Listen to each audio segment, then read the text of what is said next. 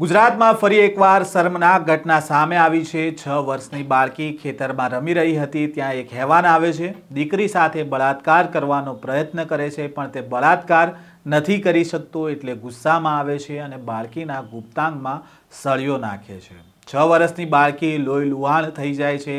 આ હેવાન ત્યાંથી ભાગી જાય છે અને જ્યારે દીકરીને માતા પિતા જુએ છે તો તેમના પગ નીચેથી જમીન સરકી જાય છે। રાજકોટના જસદણ પાસે આવેલા આટકોટમાં નિર્ભયા કાંડ જેવી ઘટના સામે આવી છે અને આ શું સમગ્ર મામલો છે તેની વિગતે વાત કરીએ આ વિડીયોમાં। વૈષ્ણવજન તો તેને કહીએ જે પીડ પરાઈ જાનાને રે। નમસ્કાર, નવજીવન ન્યૂઝમાં આપનું સ્વાગત છે। હું છું જયંત દાફડા। જસદણના આટકોટ પાસે આવેલા એક ખેતરમાં દાહોદ પંથકનો શ્રમિક પરિવાર છે તે ખેતરમાં ભાગ્યા તરીકે ખેત મજૂરી કરે છે। ગત 4 તારીખના રોજ શ્રમિક પરિવાર વાડીમાં કામ કરી રહ્યો હતો ત્યારે પરિવારની 6 વર્ષની બાળકી છે તે વાડીમાં જ રમી રહી હતી। આ દરમિયાન એક અજાણી વ્યક્તિ ત્યાં આવે છે અને નરાધમ છે તે આ 6 વર્ષની કુમળી બાળકીને ઉઠાવીને ત્યાંથી બીજી જગ્યાએ લઈ જાય છે અને અત્યંત ક્રૂરતાપૂર્વક દુષ્કર્મ કરવાનો પ્રયાસ કરે છે। બાળકીનું મોઢું દબાવી દેવામાં આવે છે, દુષ્કર્મનો પ્રયાસ કરે છે। દુષ્કર્મના પ્રયાસ બાદ બાળકીના ગુપ્તાંગમાં સળિયા જેવું ધારદાર હથિયાર પણ ઘુસાડી દે છે અને આ બાદ બાળકી છે તે લોહી લુહાણ થઈ જાય છે। બાદમાં નરાધમ બાળકીને ત્યાં જ મૂકીને ભાગી જાય છે। ત્યારે બાળકીને તેનો પરિવાર શોધી રહ્યો હતો ત્યારે બાળકી લોહી લુહાણ હાલતમાં મળે છે અને આ બાળકીને લઈને પરિવાર છે તે હોસ્પિટલે પહોંચે છે। આ સમગ્ર ઘટના જે સામે આવી છે તેને લઈને પહેલા તો શું કહી રહ્યા છે રાજકોટ ગ્રામ્યના એસપી તેમને સાંભળીએ।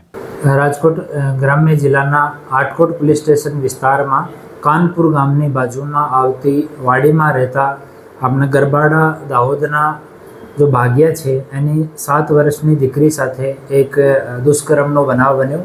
પોલીસના ધ્યાનમાં આવતા દીકરીની સારવાર માટે પોલીસની મદદથી દીકરીને જનાના હોસ્પિટલ રાજકોટમાં એડમિટ કરવામાં આવી અને તુરંત 10 જેટલી ટીમ બનાવીને આમાં કાનપુર અને આજુબાજુના વિસ્તારમાં આરોપીની શોધખોળ કરવા માટે ટીમની નિમણૂક કરવામાં આવી। પછી કરીબ 100 જેટલા શકમંદ લોકોથી પૂછતાછ કરવામાં આવી, આજુબાજુના ગામડાના CCTV ચેક કરવામાં આવ્યા, ડમ્પ એનાલિસિસ કરવામાં આવ્યો અને ઝીરોઈંગ કરતાં પછી 10 જેટલા આરોપી બચ્યા આમાંથી। તો 10 જેટલા આરોપીઓનો ફોટો એક ચાઇલ્ડ કાઉન્સલર અને અમારી જો મહિલા પોલીસકર્મી છે એની મદદથી અને ડૉક્ટર્સની મદદથી જો દીકરી છે ભોગ બનનાર એની સાથે શેર કરવામાં આવી અને દીકરી આઈડેન્ટિફાઈ કરી પછી સખ્તીથી પૂછતાછ કરવામાં આવી। તો આરોપી કબૂલ કર્યો છે કે 4 તારીખના રોજ બપોરમાં 11 વાગ્યાની આજુબાજુ પોતાનો ખેતરમાં હતો। આરોપી પણ અહીંયા ભાગ્યો છે, કરીબ 30 વર્ષની ઉંમરનો છે ને આ ખેતની બાજુમાં આવતો હતો ત્યારે ત્યાં દીકરીને જોઈ અને એની નિયત ખરાબ થઈ અને દીકરીને પાણીની ટાંકીની પાછળ લઈ ગયેલ અને ત્યાં દુષ્કર્મ કરવાનો પ્રયાસ કર્યો। દુષ્કર્મમાં નિષ્ફળ થતાં અને થોડો ગુસ્સો આવ્યો અને ત્યાં એક સળિયો કરીબ 1 ફીટનો એક સળિયો હતો, આ સળિયાથી બચ્ચીના પ્રાઇવેટ પાર્ટમાં આ ઇન્જરી કરી એવું કબૂલ કરી છે। આરોપીને હાલ ડિટેન કરવામાં આવ્યો છે અને આગળની પૂછપરછ આરોપીથી ચાલુ છે। આરોપીનું નામ રામસિંહ તેરસિંહ છે, એવો અનુસૂચિત જનજાતિથી બિલોંગ કરે છે અને મૂળ રહેવાસી અલીરાજપુર મધ્યપ્રદેશનો છે અને અહીંયા ભાગ્યાનું કામ કરે છે। આરોપી પરિણીત છે। આરોપીની એક દીકરી 12 વર્ષની અને 2 દીકરા છે।